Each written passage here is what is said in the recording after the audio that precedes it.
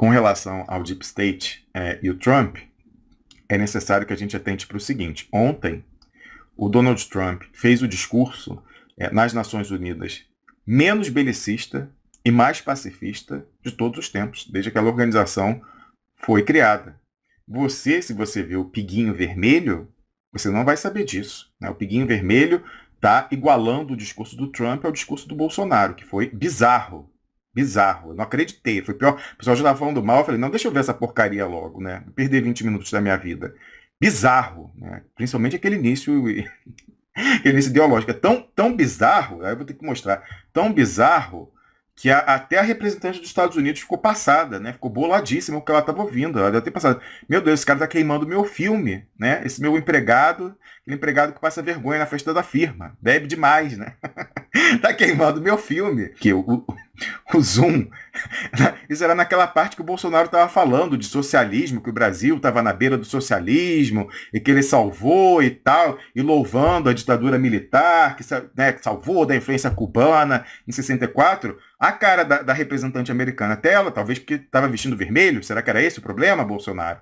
Então eu comentei aqui, ó, então não fui só eu que reagi assim, né, fazendo essa cara, à fala bizarra de Bolsonaro na ONU. Na verdade, esse discurso mitada foi feito direto para ir para as redes subterrâneas de WhatsApp deles. Deles, do Bolsonaro, com os militares, sempre lembrando.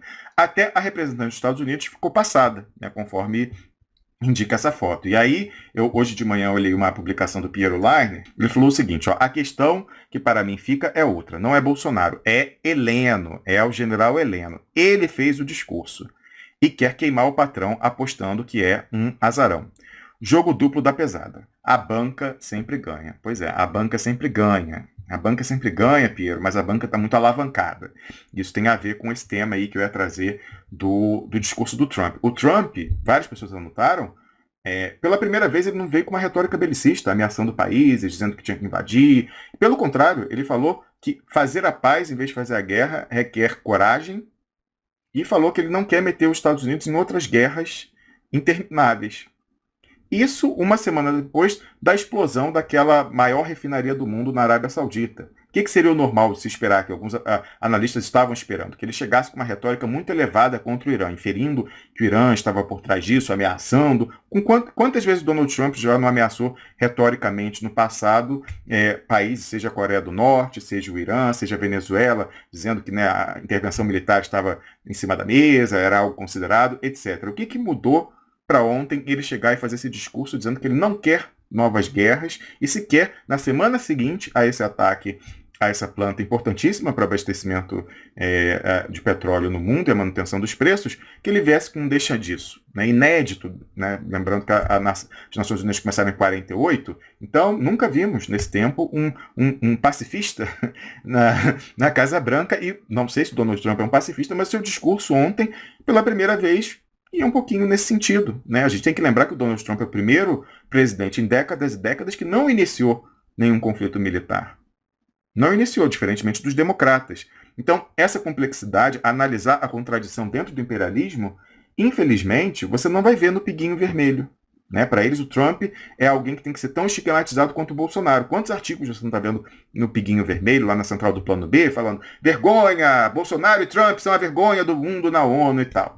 Sem olhar essa complexidade e sem olhar que o establishment político, justamente talvez como resposta a essa atitude não belicosa do Trump, iniciou ontem o seu processo de impeachment na Câmara, capitaneado pelos democratas. Aí é um problema, porque no Piguinho Vermelho eles louvam os democratas. Para eles, o Barack Obama, em vez de ser o presidente quando o golpe foi dado no Brasil, articulado e dado, é o cara que falou que o Lula é o cara. Né? Então, aí você vê a complicação, né, a dificuldade de posicionamento deles de uma forma crítica, identificar quando eles passam pano para o Partido Democrata. Né? O Bernie Sanders é a nova maravilha, é a última Coca-Cola no deserto, não é? É a referência do New PT, PT New Left, do Haddad, o movimento que ele foi fazer junto com o Bernie Sanders. Então, o Partido Democrata é a referência. Como trazer essa complexidade que talvez, se não há certeza, de que o Partido Democrata represente nesse momento os interesses do complexo industrial militar americano contra um Trump que não quer mais aventuras militares. Essa complexidade que a gente precisa trazer. Eu acho o Trump o fim da picada em diversos aspectos. Agora, é claro e é visível que ele vive uma tensão ali com segmentos do Deep State, que tentam a todo momento colocar uma faca no pescoço dele, sempre tentaram com essa história de investigação de Russiagate, agora com a história de Ucrânia, e com a ameaça final, que é essa do impeachment. Vai ser levado a cabo? Não vai ser levado a cabo? Não sabemos. Mas é nesse contexto, em política não há coincidências, eu acredito na frase do Tancredo Neves, não é coincidência que ele vá à ONU de manhã, faça um discurso não belicoso, em que ele não diz que vai querer uma guerra com o Irã, etc. Não hostilize países, não hostilize a Rússia, não hostilize outros aliados, China, etc. Naquele discurso, pelo contrário, fala que o corajoso vai fazer a paz e, no mesmo dia, os democratas vão iniciar um processo de impeachment dele na Câmara. Lembrando que a candidata do complexo industrial militar na última eleição era Hillary Clinton. Quantos esquerdiotas aí no Brasil não ficaram tristinhos porque a Hillary Clinton perdeu e ganhou o Trump? Eu não disse para ficar feliz, mas ficar triste pela Hillary Clinton ter perdido é muita ignorância. É muita ignorância sobre geopolítica e sobre a história contemporânea do mundo, o que foi a passagem dela no Departamento de Estado, quem é essa mulher, que interesse ela representa.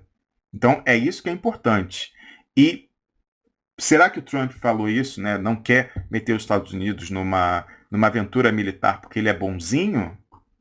Ou porque talvez não haja mais meios sequer materiais desse momento, dadas as condições materiais atuais, de os Estados Unidos fazerem isso, patrocinarem isso? A gente conversou aqui mais de uma vez sobre o endividamento brutal dos Estados Unidos, né? Passando de 2 para mais de 20 trilhões de dólares a dívida pública.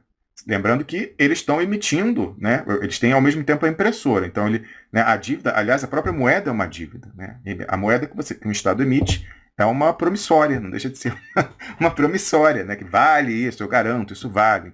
Então, moeda é dívida ao mesmo tempo. Então, será que esse papel que eles emitem, pintam de verde para comprar, será que isso é sustentável? Será que o pessoal, alguma hora, não vai chamar o blefe nesse jogo de pôquer? Um mero boato já é o suficiente, né? Uma mera perspectiva talvez já seja o suficiente. Como estão os efetivos militares americanos em nível de operacionalidade? Estão bem cuidados? Estão no estado da arte da tecnologia? Eles poderiam encarar uma escalada militar de fato nessa quadra histórica? É uma dúvida. Ao mesmo tempo, a finança, que afinal é quem é associada ao Deep State, a finança transnacional, ela está confortável? A gente viu aí algumas falências, né, espetaculares nos últimos dias, né, como a agência aí, de turismo da Inglaterra. O governo deixou quebrar, deixando milhares e milhares de pessoas perdidas aí pelo mundo sem ter como voltar para casa. No Brasil as pessoas não devem estar vendo isso, mas está sendo dado muito destaque nos jornais da Europa, porque tem um monte de gente que saiu de férias e não tem como voltar para casa.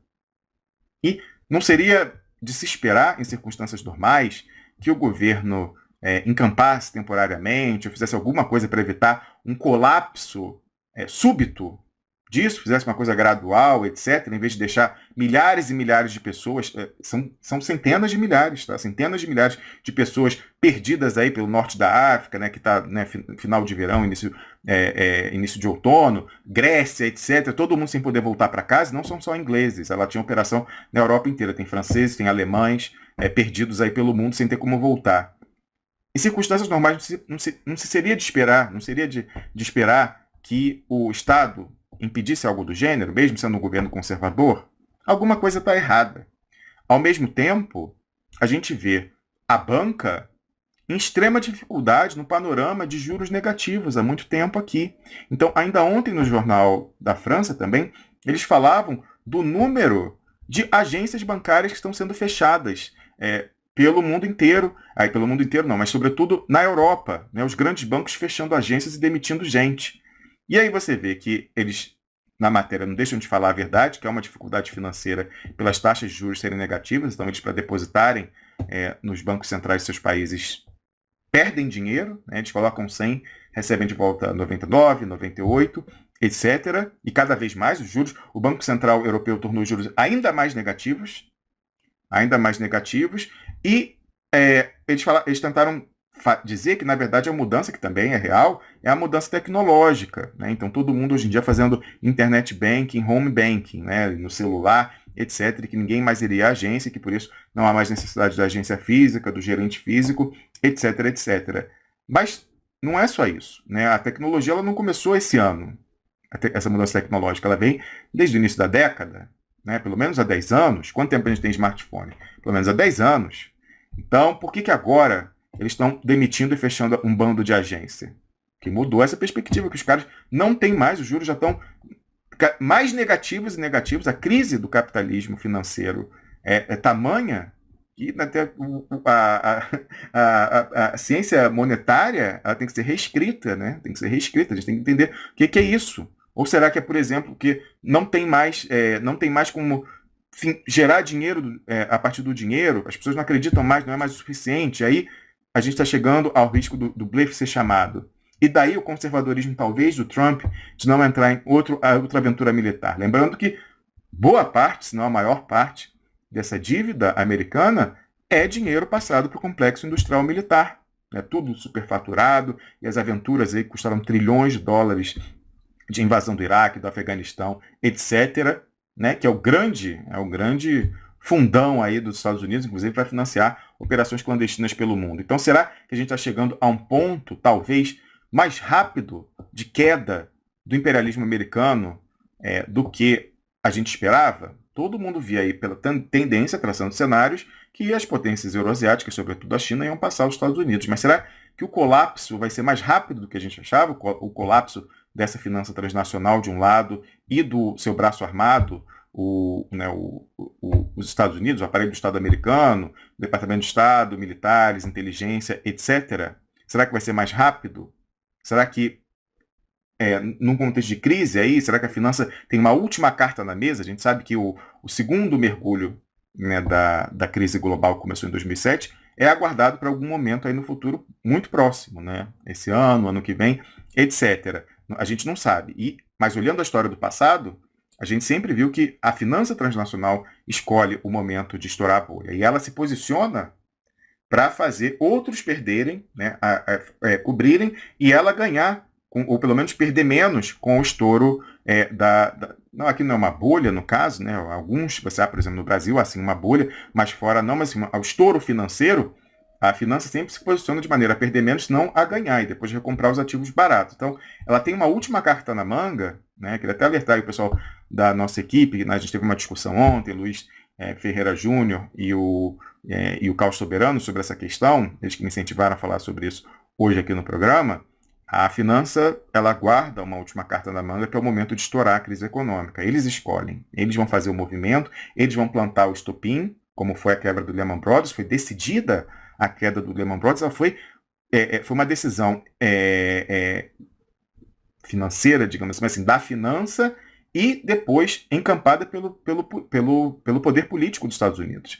Então, a finança escolheu ali, aí tinha uma questão de rivalidades, etc., e depois o poder político, a administração Bush, a versão oficial de que eles achavam que era importante dar um susto para justamente o Congresso aprovar o resgate multibilionário das instituições financeiras. Então, essa dinâmica de escolha foi a mesma coisa na crise de 29. Procura aí o pessoal de história econômica, que eles vão contar como naquela época a finança que era sediada em Londres conseguiu fazer com que o resultado do crash e da subsequente daquela década dali fosse muito mais dura nos Estados Unidos, que naquele momento era a potência emergente, do que na própria Inglaterra. A finança naquele momento que era sediada na City londrina, ela conseguiu ganhar relativamente, pelo menos, com a crise de 29 e a Grande Depressão, na comparação com a ameaça. Então, ainda é possível que a finança use essa cartada do próximo mergulho da crise global para tentar desacelerar essa velocidade de queda dela em relação às potências euroasiáticas. Tentar passar para os chineses e os russos a grande perda, os demais países. Só que os russos e chineses não são burros. Né? Assim como a gente ouviu essas lições da história econômica, eles também sabem que esse vai ser o golpe da finança transnacional. E não é por outra razão que eles estão estocando ouro. Né? Adoidado chinês e russo. A Rússia não exporta mais ouro. Todo o ouro que é extraído do solo russo fica em casa. E os chineses estão comprando de todo mundo. E a gente, otário, está contrabandeando lá na Amazônia o nosso ouro subfaturado. Segundo a denúncia que eu vi, a Vale do Rio Doce, a Vale, não é mais Vale do Rio Doce, a Vale está contrabandeando ouro. No minério de ferro que ela tira do Pará, tem ouro num percentual maior do que o mínimo que permitiria que ela exportasse esse minério sem ser tributada quanto ao ouro. Então, por exemplo, o mínimo legal lá, sempre você vai encontrar algum ouro nessas outras jazidas minerais, mas tem um percentual abaixo do qual se despreza, mas a Vale tem um percentual maior de ouro no que ela exporta, segundo o relato que eu ouvi de pessoal que entende mineração e que atua naquela região, que na verdade ela exporta com preço de exportação de minério e paga tributos ridículos ainda por cima, em cima de minério de ferro, quando ela está, na verdade, exportando, na verdade, contrabandeando ouro do Brasil, e isso depois vai ser refinado fora nos países, e ela vai ter o lucro de acordo com o ouro que estava ali escondido naquele minério de ferro exportado em estado bruto. Então, o pessoal está tirando ouro do Brasil, e ao contrário, qual é o papel do Brasil, qual é o papel do Bolsonaro? A gente está sendo rifado, está sendo sacrificado para manter o máximo possível a empáfia do imperialismo, o blefe, poder permitir dar uma sobrevida ao blefe deles. E a gente está chegando à hora da verdade e a gente está ficando, por uma opção, com o lado perdedor. Mas é pior do que o lado perdedor, a gente está ficando como o tapete do lado perdedor. Aliás, nem o tapete, a gente está ficando como o saltinho no sapato para fingir que ele é um pouquinho mais alto, mas que fica embaixo, que vai ser pisado, sacrificado. Então é dramática a situação brasileira. Não tem chance de vitória nesse campo. E a gente vai ser sacrificado para fazer a vitória chegar um pouquinho mais tarde. O quê? Anos? Meses? Semanas? Não sabemos. É muito pouco para uma nação do nosso tamanho, de 210 milhões de pessoas que precisam sobreviver. Então é gravíssimo. A gente precisa aqui, nas próximas semanas, pensar numa linha de ação política concreta para evitar essa tragédia, que é a gente servir de bucha de canhão numa causa perdida, que é a causa americana. E essa dinâmica ontem política, a gente precisa seguir com muita atenção. A gente não pode pensar que o Brasil, mais do que nunca, a gente não pode ver o Brasil como uma ilha nesse contexto. A gente precisa ver a influência, as contradições do imperialismo lá na matriz entre o Donald Trump e o Deep State, aí representado pelo Partido Democrata, e boa parte do establishment republicano também. A gente precisa ver o impacto disso para a nossa luta de sobrevivência nacional.